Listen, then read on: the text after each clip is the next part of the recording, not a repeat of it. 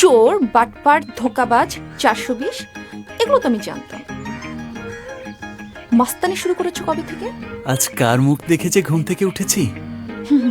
কার?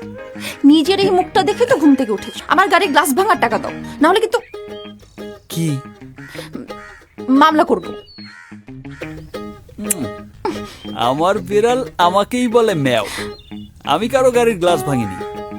আর মামলা করতে হলে এভিডেন্স লাগে। তোমার ফোনটা দাও তো, দাও। কেন গো, পুলিশকে কল করবে? আরে কি যে বলো না, তোমার সাথে রাতে প্রেম করতে হবে না, তাই নিজের হাতে নাম্বারটা তোমার মোবাইলে সেভ করে দেবো। সত্যি?